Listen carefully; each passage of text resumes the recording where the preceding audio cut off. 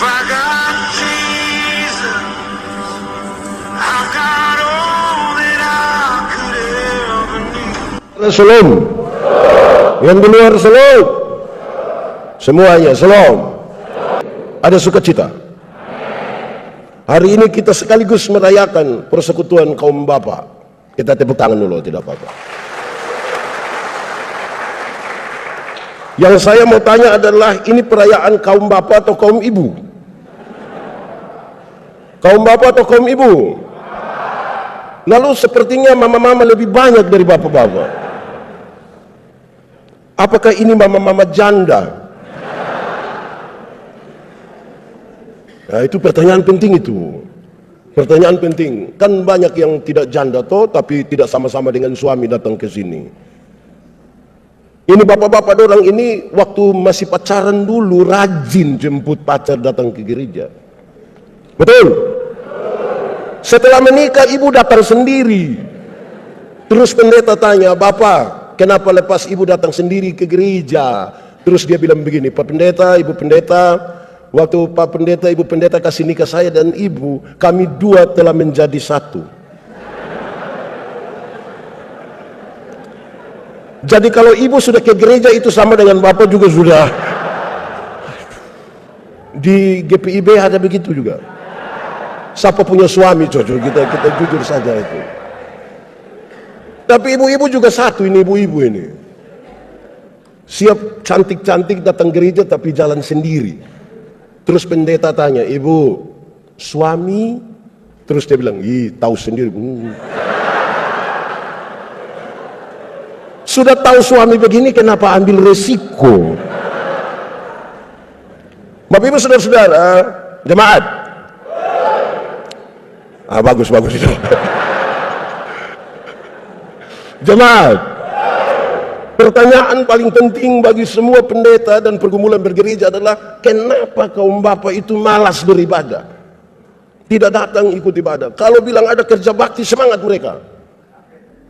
Tapi kalau ibadah rasa-rasanya sedikit. Betul? Eklesia juga begitu. Nah, kenapa begitu? Saudara-saudara, ternyata dari dulu ada bentukan bahwa kita lihat budaya kita rata-rata sama. Kalau ada anak laki-laki menangis, kita bilang begini, "Kau macam perempuan saja."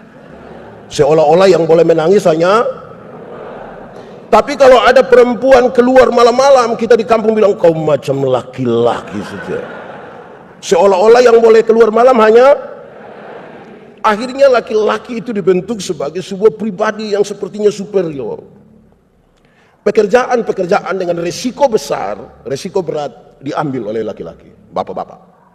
Yang resiko ringan itu diambil oleh perempuan. Yang masak di rumah bapak-bapak atau ibu-ibu? Ibu-ibu, kan domestik kecil di rumah. Di restoran yang besar yang masak bapak-bapak atau ibu-ibu? Resiko besar. Di sini ada orang NTT? Tidak usah angkat tangan, tidak usah. Kita muka sama semua ini. Di NTT, kalau sadap enau, iris tuak, yang naik ke atas pohon, itu laki-laki. Resiko jatuh mati. Yang pikul, perempuan. Bawa dari ini pohon ke rumah masak, perempuan. Sekali lagi resiko besar diambil oleh laki-laki, yang kecil diambil oleh perempuan. Itu terbawa terus. Sekarang pertanyaan penting untuk kita jawab. Menurut saudara, ibadah itu resiko besar atau resiko kecil? Mulai kacau ini kita. Ibadah itu termasuk resiko besar, pekerjaan resiko besar atau kecil? Banyak suami bilang kepada istrinya, "Hanya ibadah jadi mama pergi sudah." Tapi kalau dalam ibadah ada keputusan bersama. Untuk perayaan Natal tahun ini tiap-tiap kakak kumpul 250.000 rupiah. Resiko besar atau kecil? Besar itu. Makanya silahkan ibu ikut ibadah, tapi untuk ambil keputusan 250 tanya. Di Bali juga begitu. Saudara, ini kita ada dua ya. Pertama kita bicara bapak-bapak dulu, habis baru masuk ke bagian ini. Saudara-saudara, kami melayani dengan kaum bapak gereja kami ke satu daerah, satu jemaat di Rote. Terus ada sharing setelah ibadah. Kenapa bapak-bapak itu tidak terlalu rajin ke ibadah-ibadah? Yang sudah rajin mantap ya, ini yang tidak biasa. Hampir kami semua sepakat bahwa sibuk. Sibuk. Di sini juga sama kok. Sibuk. Rupa-rupanya hari-hari ini kalau kita sebut diri sibuk itu sepertinya kita bermakna sekali. Bapak ibadah, saya sibuk. Kalau bicara sibuk itu sepertinya derajat naik sedikit, makanya lebih ekspresif. Saya sibuk. Nah, itu. Setelah semua hampir sepakat mau akhiri ini sharing, seorang bapak bilang, Pak Pendeta saya bicara sedikit. Oke, silakan. Dia bilang begini, Pak Pendeta, untuk sibuk saya juga sibuk Pak Pendeta. Saya punya perusahaan 6. Salah satu tempat usaha kami baru akan ditutup kira-kira setengah 10 malam. Tapi kenapa saya terima jadi majelis jemaat? Kenapa saya rajin ikut persekutuan kaum bapak? Kenapa saya harus antar saya punya anak-anak ke sekolah? Saya kasih panas mobil, kasih tinggal barang 1-2 menit. Saya harus baca firman 1-2 ayat biar anak-anak dengar dulu baru kami jalan. Kami penasaran, kami menunggu sebenarnya alasan apa. Dan dia jawab begini, kenapa saya lakukan itu? Dia bilang, karena saya sayang anak-anak saya. Saya langsung tanya dia, jadi saya ini tidak sayang anak? Hanya bapak sendiri sayang anak, kami tidak? Dia bilang, Pak Pendeta minta maaf, saya baca Alkitab. Sampai satu waktu Tuhan ingin untuk menghukum Salomo. Karena Salomo buat kuil-kuil penyembahan untuk dewa-dewi dari istri-istrinya. Tuhan mau menghukum Salomo, tapi kemudian Tuhan batal menghukum Salomo. Tuhan mengucapkan kalimat ini. Tuhan bilang begini, Salomo, oleh karena ayahmu Daud, aku tidak akan menghukum engkau. Pakai bahasa hari-hari dia bilang begini, Salomo, karena engkau punya bapak yang namanya Daud itu yang buat saya tidak jadi hukum engkau. Dia bilang, Pak Pendeta, waktu saya baca sampai di sini saya mengerti.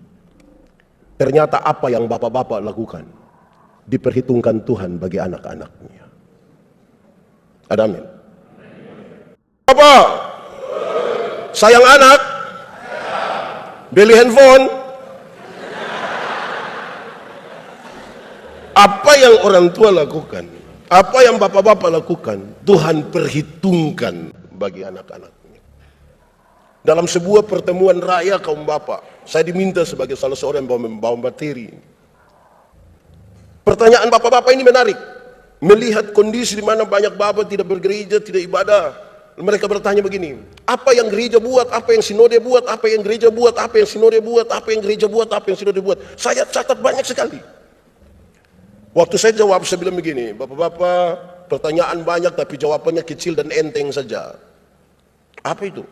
Saya bilang begini, bapak-bapak, pada waktu bapak-bapak dan ibu itu diteguhkan dalam pernikahan, hari itu juga saudara diteguhkan menjadi imam dalam keluarga.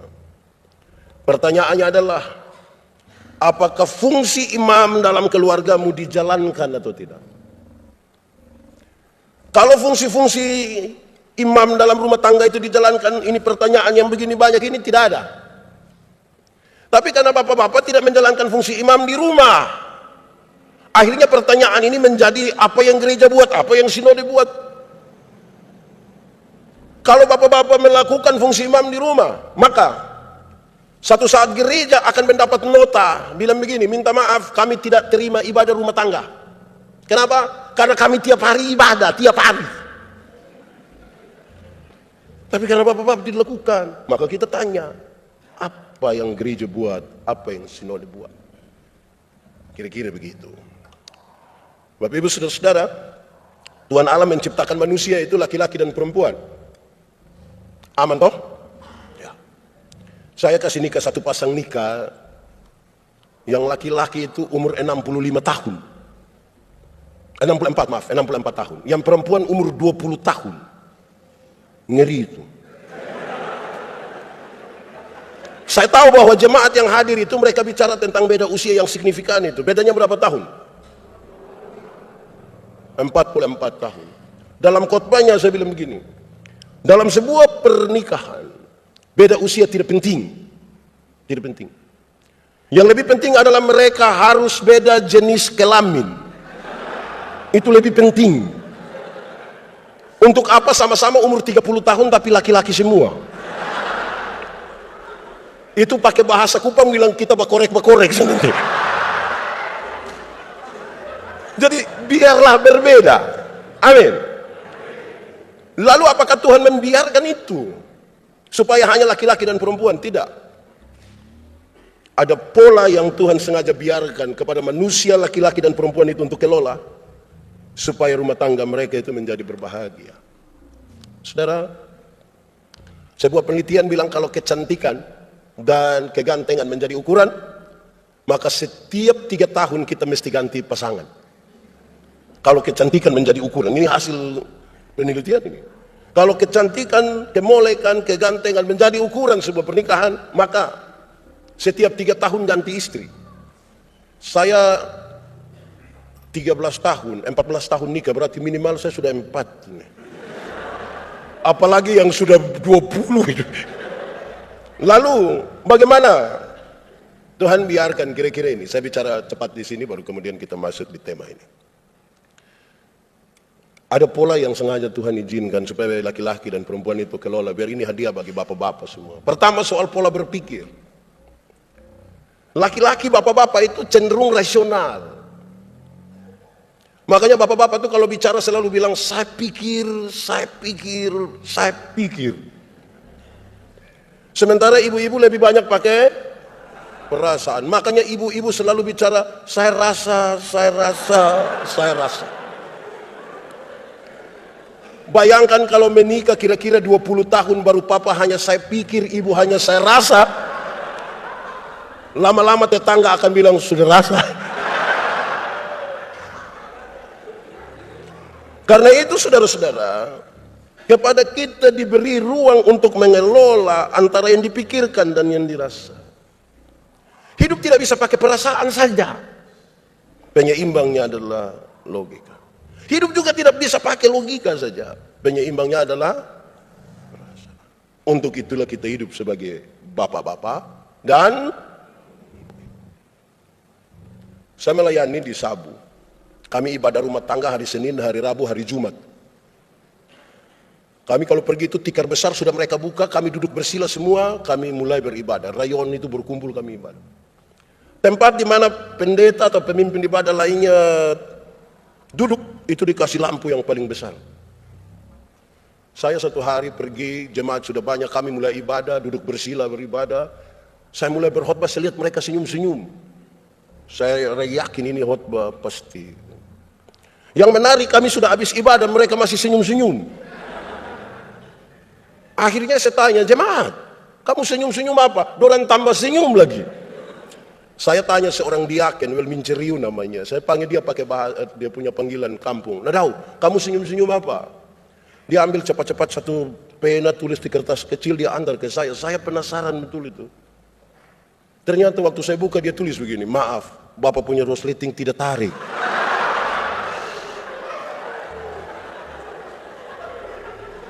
Saya mau tanya saudara, menurut saudara tadi orang punya ibadah baik? Baik atau tidak? Kenapa tidak baik?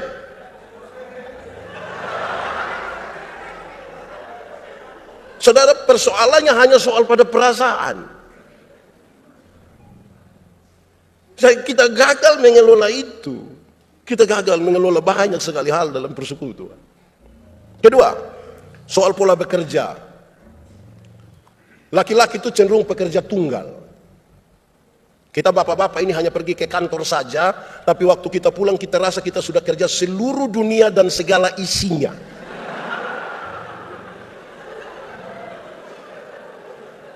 Kalau bapak-bapak sempat gendong anak barang 1 jam, itu dia rasa terlalu berjasa. Ibu pulang dia bilang, "Mah, tolong gendong adik dulu." Papa, saya mau ke teman-teman. Kasih tinggal kami sendiri. Loh, tadi saya sudah gendong adik itu 1 jam. Karena polanya tunggal. Ibu-ibu itu polanya jamak. Ibu-ibu itu bangun pagi bisa siap anak-anak ke sekolah, bisa masak untuk makan pagi, sarapan, untuk makan siang, bisa sambil setrika, siap suami ke kantor, bisa sambil foto-foto, update status semuanya jadi so. Polanya jamak. Bukan untuk dibandingkan. Saudara, kalau ada acara-acara macam kemarin, ada bapak-bapak yang jadi ketua, jangan coba-coba telepon waktu kita di jalan. Kita telepon, "Bapak, bagaimana?" Dia hanya jawab satu kata, "Beres." Nanti pas habis beres baru ibu-ibu akan bilang, "Beres apa?" Dan dia tidak detail. Jemaat, pernah kesualayan dengan suami? Ya ibu-ibu jawab, jangan bapak-bapak juga jawab. Pernah. Waktu mau bayar 53.500. Kalau ibu yang bayar, ibu akan bilang begini, berapa? 53.500. Dia buka dompet, ambil duluan 50. Berapa? 3.500. Dia cari lagi 3.000 lagi. Berapa lagi? Ah ya, betul. Kalau bapak-bapak yang bayar, pakai 100. Bapak-bapak itu kalau tamu baru sampai tangga terakhir di emper, dengan yakin sekali bapak akan bilang, "Mama, kopi." Padahal kopi tidak ada. Terus habis ibu bilang begini, "Papa, lain kali itu coba tanya kita dulu." Dengan santai bapak akan bilang, "Kok saya sudah beli itu?" "Iya Pak, itu 6 bulan lalu." Bapak pikir beli 1 hari untuk seumur hidup kan? Bukan karena apa? Karena memang polanya tunggal. 3. Soal pola berbicara. Laki-laki cenderung pendiam. Secerewet-cerewetnya laki-laki dia masih disebut pendiam. Makanya kalau ada laki-laki terlalu cerewet di Kupang, orang bilang, "Kau punya mulut seperti perempuan saja." Sebuah penelitian mengatakan seorang laki-laki bicara 1 hari kira-kira 7.000 kata. Berapa ribu? Tapi seorang perempuan 1 hari kalau bicara minimal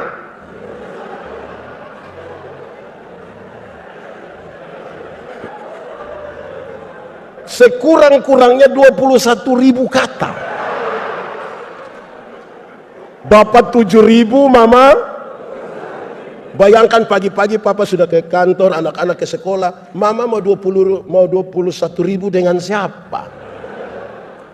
Rata-rata papa pulang kantor jam 5.06 ya. Ibu rencana mau kasih keluar duluan yang 3.000. Ibu sambut papa di pintu, pas buka ibu bilang, "Pak, di kantor tadi baik." Terus papa bilang, "Kau kepala kantor?" Kalau kita punya komunikasi macam begini, bahaya. Amin kok. Tempat berkomunikasi yang baik itu ada di meja makan. Bapak-bapak jangan terlalu sering lah makan di luar sampai lupa makan sama-sama dengan kita akan bicara tentang kemurahan hati, tapi kalau tidak di rumah tidak bisa. Di meja makan itulah kesempatan kita bertanya-tanya.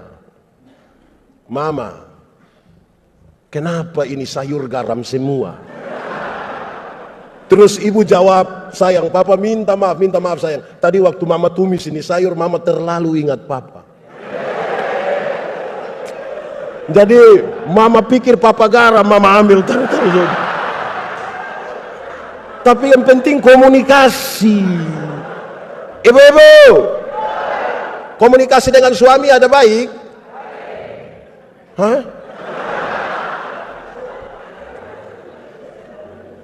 Handphone telah berhasil mendekatkan yang jauh dan menjauhkan yang.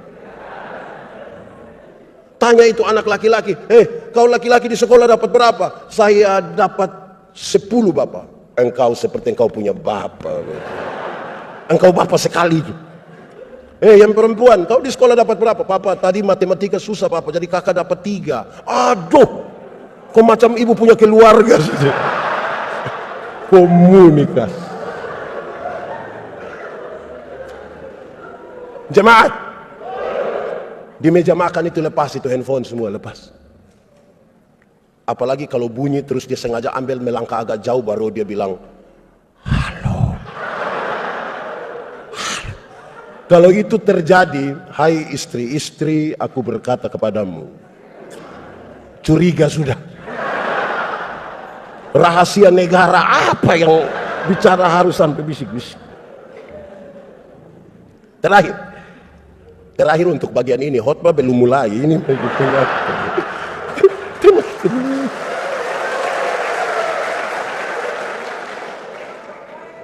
Soal pola mengingat, laki-laki bapak-bapak itu cenderung cepat lupa. Kami bapak-bapak ini berkunci mobil begini, dia jalan 30 langkah terus tidak tahu saya sudah kunci belum, dia balik betul. Kaum bapak itu rata-rata cenderung cepat lupa. Makanya ibu-ibu minta maaf, kami bapak-bapak itu di luar rumah kami lupa kalau kami ada istri. Maksudnya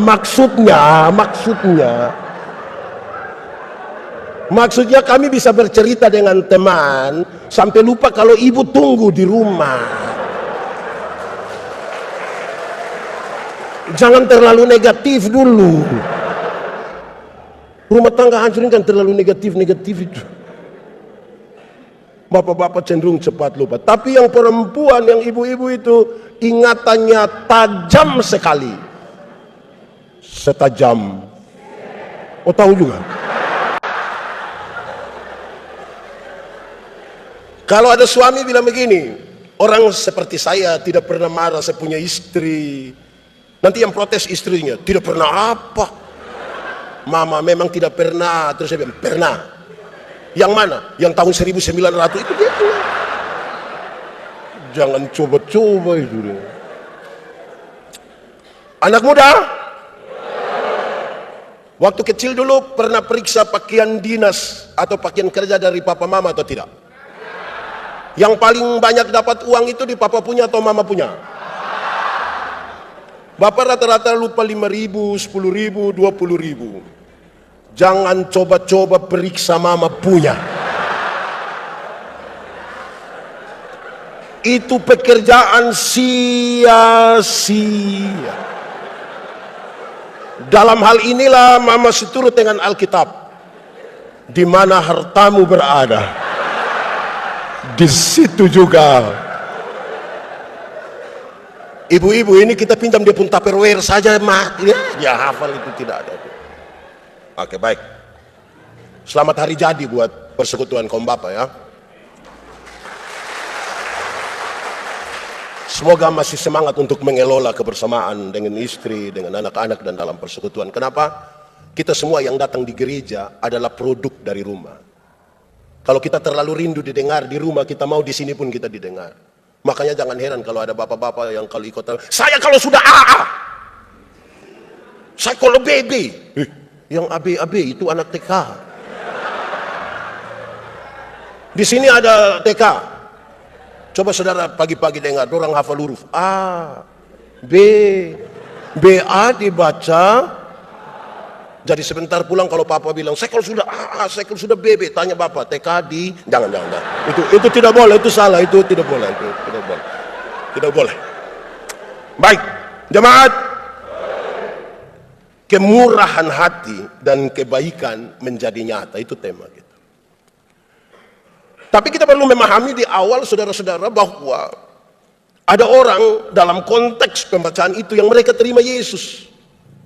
Tapi justru penerimaan terhadap Tuhan Yesus itu membuat mereka menderita. Mereka ditinggalkan oleh banyak orang. Mereka susah sendiri. Orang-orang tidak mau ambil resiko dengan mereka. Bahkan pemerintah pun tidak ada di pihak mereka. Ini sebuah kenyataan yang sebenarnya pahit. Ketika orang ambil keputusan untuk serius beriman kepada Tuhan. Kalau kita belajar tentang Paulus, yang paling gampang diingatkan Paulus, dia di penjara. Apakah karena dia melakukan sebuah tindakan yang merupakan kejahatan berat? Tidak. Lalu kenapa dia masuk penjara? Karena dia coba-coba percaya kepada Tuhan Yesus dan mau menyampaikan kabar baik tentang Yesus. Ini sebuah kenyataan yang sangat berbeda dengan kerinduan banyak orang Kristen. Banyak orang Kristen berpikir kalau percaya Tuhan kita bebas masalah. Banyak orang pikir kalau percaya Tuhan itu, kalau sakit kepala tinggal tunjuk begini baru bilang dalam nama Yesus. Banyak orang pikir kalau percaya kepada Tuhan Yesus, pagi-pagi ketika petugas koperasi datang, Tuhan Yesus kasih keliru dia. Jadi dia tidak jadi di kita punya rumah untuk tagih, dia tagih di tetangga. Tidak. Ada resiko-resiko. Lantas di manakah Tuhan? Apakah dia mau membiarkan orang yang percaya kepadanya menderita? Tidak. Dia menyertai, itu yang membuat kekristenan hidup sampai hari ini, menemukan jalannya. Tetapi salah satu cara yang Tuhan pakai adalah dia pakai komunitas sebagai orang-orang percaya untuk saling memberkati. Dia pakai komunitas orang-orang beriman ini untuk saling menolong satu dengan yang lain. Karena itu saudara-saudara, dia minta supaya ingatlah terhadap kasih persaudaraan itu. Ingat, kasih yang benar-benar didasarkan pada apa yang menjadi kasih Allah akan dunia ini. Mari kita hafal.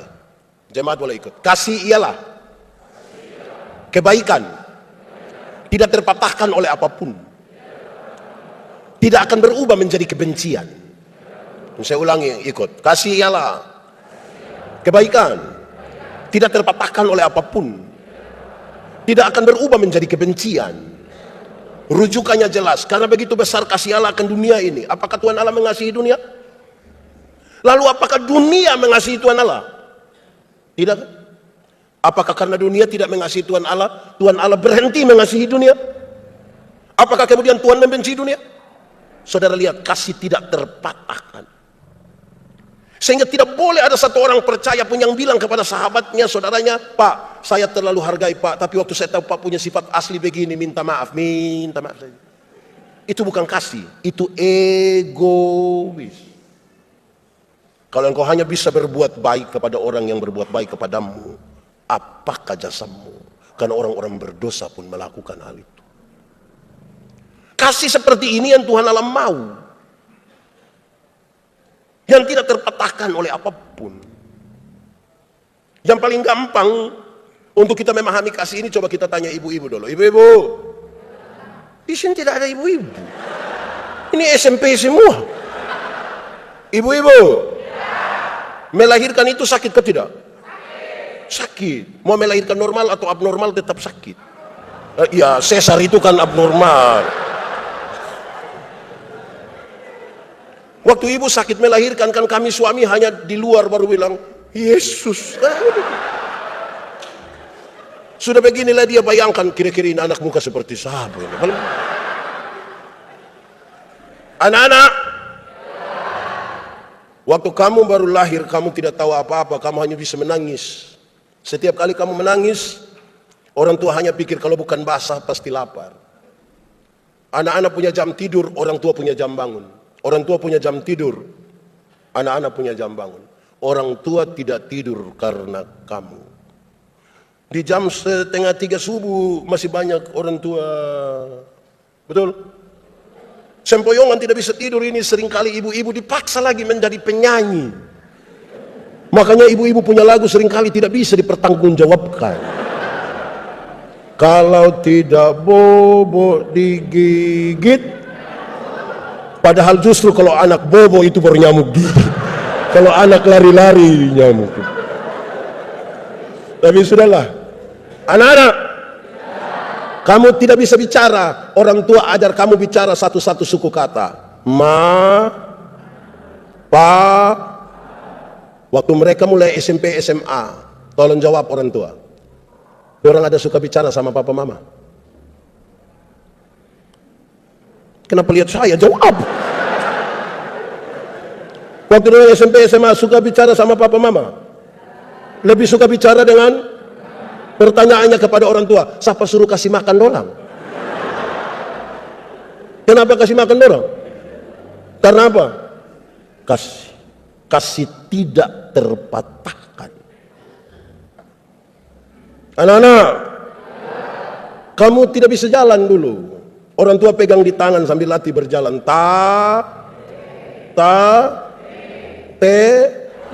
Nah, itu jalan belakang. Tapi waktu anak-anak mulai bisa berjalan sendiri, SMP, SMA, suka jalan sama papa mama? Lebih suka jalan dengan? Lalu kenapa beli kasih mereka HP? Saudara lihat, kasih tidak Makanya orang tua sering kali bilang begini, anak-anak, asal kamu mau sekolah tinggi, biar papa mama ikat perut tidak apa-apa. Pernah dengar itu kalimat? Orang tua sampai bilang ikat perut itu bukan berarti mereka mau pakai stagen, tapi mereka utang demi anak-anaknya. Sekali lagi, KASIH dibaca. Makanya banyak sekali orang tua mengatakan begini, busuk-busuk juga itu kita punya anak. Busuk-busuk juga kita punya. Itu yang saya mau tanya orang tua, kenapa bilang kami busuk? Tapi saudara lihat, saya ingin menggambarkan kasih yang tidak terpatahkan. Dia bukan pencitraan. Itu kasih yang Tuhan mau. Baru kemudian dia nasihat. Berilah tumpangan. Dalam kasih yang seperti itu, kamu beri tumpangan kepada orang lain. Karena tidak gampang memberi tumpangan. Apalagi di kota. Kita lagi sibuk dengan pekerjaan, tak? Sudah sibuk lagi baru mama mantu datang lagi. Ini belum orang lain ini. Mama mantu datang, kita langsung cepat-cepat tanya, ma berapa lama, ma? Tapi di Bali ini dengan mama mantu aman semua. Ya kan dia tidak datang. Kalau tidak kuat kita terbeban. Apalagi kita akan menolong orang yang tidak punya hubungan apa-apa dengan kita. Hanya karena kita sama-sama percaya kepada Yesus. Siapa yang berani setotal itu? Kalau tidak dibangun di atas sebuah kekuatan kasih seperti Allah mengasihi kita. Mungkinkah itu? Mungkin. Mungkin. Saya suka tema ini, kemurahan hati. Ada unsur dari buah roh, yaitu kemurahan hati. Apa maksudnya? Saudara, ada orang yang sangat baik. Yang baik yang saya maksud itu adalah dia selalu rajin gereja, tidak punya masalah dengan tetangga, tidak punya masalah dengan ipar-ipar, mama mantu, bapak mantu. Dia sangat baik di situ. Tetapi itu orang punya sekikir tidak ada dua. Sekikir sekali. Itu yang dimaksud dengan orang yang tidak punya kemurahan hati. Bermurah hatilah sedikit. Supaya kita bisa untuk menjadi bagian dalam pergumulan bersama sebagai orang-orang percaya. Dalam kasih yang seperti itu, saudara-saudara, dia mau satu, dia rindu supaya kita itu saling peduli, solidaritas. Kenapa kita butuh bersolidar dengan orang lain? Karena Tuhan itu lebih duluan mengambil bagian dalam penderitaan orang lain. Saudara, saya tidak tahu di sini, di banyak tempat itu saudara-saudara, kadang-kadang kita punya kemurahan hati ini tidak baik juga. Saudara pernah belanja di mall? Kok pernah? Di mall pernah? Saya mau tanya saudara, pernah tawar di mall? Pernah? Ada yang berani tawar, pasti kita marah dia, kau bikin malu-malu saja. Beli di mall tidak tawar. Pemilik mall itu orang kaya atau orang miskin? Saudara lihat, beli di orang kaya tidak tawar. 99.900, kita ambil 100.000 kasih. Dia kasih kembali permen satu, kau dapat saja, jangan ukur saya deh. Di orang kaya tidak tawar. Tapi kalau pagi-pagi kita keluar rumah lihat nenek-nenek, kalau kami di kampung kan ada orang bawa sayur begitu toh. Nenek-nenek jual sayur, ini nenek ini susah, mungkin dia pulang jual sayur sudah mati dia mungkin. Itu tawar atau tidak? Tawar. Dia punya tawaran itu mengerikan. Nenek, sayur berapa? Ini nenek sudah senang, 3.000. Dia sengaja kaget, hah? 3.000? Bisa 9.000? Kadang-kadang tambah satu kalimat di belakang, bisa 9.000 kah? Nenek dong tanam sendiri juga. Itu kalau saya yang jual, saya bilang bawa saja. Tidak usah. Tawar sayur 3.000 jadi 9.000, padahal turun dari mobil Innova. Di tangan kiri ada Samsung terbaru, di tangan kanan ada iPhone terbaru, masih ada lagi Nokia di dalam tas. Rantai selip berat 1 kilo. Tawar sayur 3.000 jadi 9.000 itu. Jemaat, mulai besok tawar sayur itu terbalik dari itu. Tanya itu nenek, nenek, yo sayur berapa? 3.000. Maaf, bisa 3.000?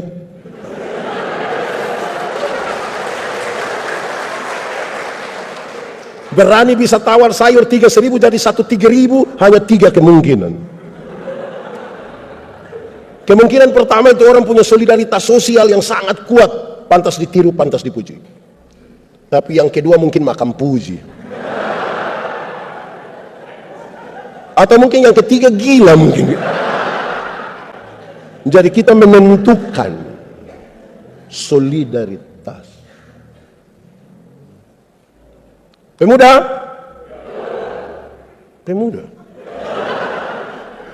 Ini pemuda, saya mengkritisi 1-2 pemuda, kelompok pemuda yang semangat melayani tinggi. Saya bilang orang, kamu sudah bagus. Waktu mau Paskah, waktu mau Natal, mereka pergi catat yang usia lanjut. Di sini apa namanya? Ya, yang susah sengsara itu mereka catat nama-nama mereka. Terus bawa datang, nenek nanti ikut gereja ya. Pas warta pelayanan ada bilang begini, untuk para penerima diakonia supaya jangan pulang dulu. Setelah ibadah ini akan dilakukan pembagian. Yang sehat semua pulang, ini yang kita kasih tinggal nenek-nenek sakit semua ini. Mulai mereka panggil satu-satu, Nenek Manobe. Nenek jalan begini kan dia susah gitu.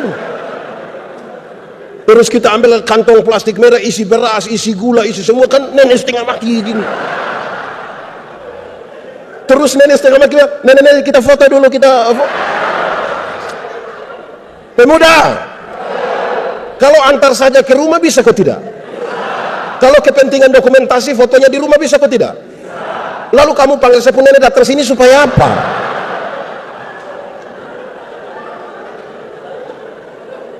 Saya pun nenek ada apa-apa kamu tanggung. Jadi solidaritas itu yang sungguh, supaya kita tidak membangun pencitraan soal itu. Melayani yang betul-betul dalam kasih yang seperti tadi penjelasan itu, saudara. Maka kita banyak sekali karena mereka tidak disukai sebagai orang-orang percaya.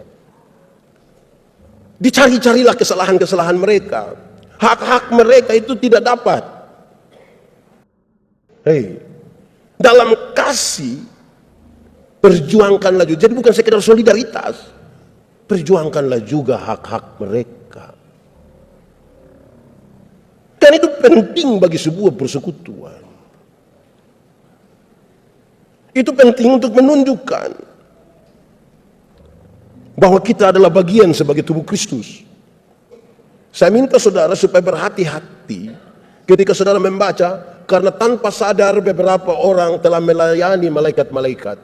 Saya minta saudara hati-hati, maksudnya begini, jangan dengan motivasi itu saudara melayani orang lain. Mari kita tolong orang, siapa tahu kita tolong malaikat. Iya, malaikat maut. Jadi jangan dengan motivasi itu. Lakukan saja, apapun yang kamu perbuatlah dengan segenap hatimu seperti untuk dan bukan untuk jemaat. Ingat, tidak semua yang baik, semua yang kelihatan baik itu dibangun di atas motivasi yang benar, belum tentu. Ingat, tidak semua senyum tulus. Saya datang, saya bilang, selum, saudara bilang, selum, saya lewat baru saya paruin. Jadi ini dia mau nasihat yang benar ini, supaya betul-betul kita pakai kemurahan hati dengan benar. Saya berkhotbah di bank-bank semua yang ada di kota Kupang. Saya bilang begini, ini ibu-ibu yang kerja di bank ini cantik-cantik semua. Mau lihat jauh atau lihat dekat tetap cantik. Mereka pakai pakaian bagus-bagus, kerja di dalam ruangan ber-AC, tertata rapi lagi. Wah, kita pergi ke bank itu macam tidak mau pulang. Macam mau lihat-lihat terus dengan punya muka itu. Kita baru naik di tangga terakhir dengan santun sekali mereka bilang begini, selamat siang, ada yang bisa kami bantu?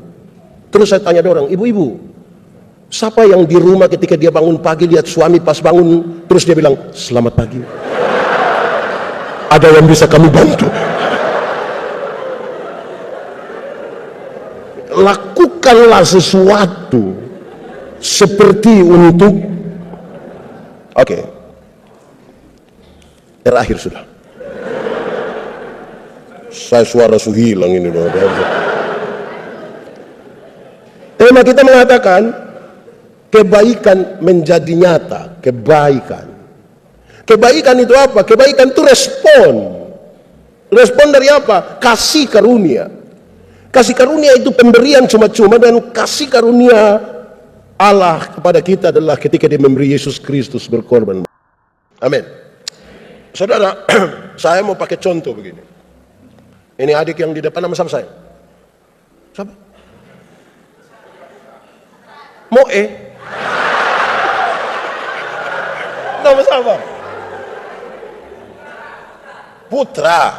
Oke, saya dapat dia punya nomor telepon. Saya telepon dia, Putra, sebentar malam jam 12 ketemu saya dulu di depan kantor Gubernur Bali. Kira-kira dia mau ketemu ke tidak? Dia mau ketemu ke tidak? Saya pergi ke dia punya rumah, ada ayam satu. Kira-kira dia mau kasih saya ke tidak? Tidak kasih. Saya rubah pertanyaan sekarang. Saya mau kasih dia mobil baru satu. Kira-kira Putra mau ke tidak? Mau? Oke. Saya beli kasih dia mobil satu, Toyota Alphard. Kira-kira. Saya kasih cuma-cuma ke dia. Putra, dapat. Ada perubahan perilaku dari dia ke saya atau tidak? Saya telepon jam 12 malam, dia datang atau tidak? Saya pergi dia rumah, ada ayam, dia kasih atau tidak? Kenapa dia tiba-tiba baik begini?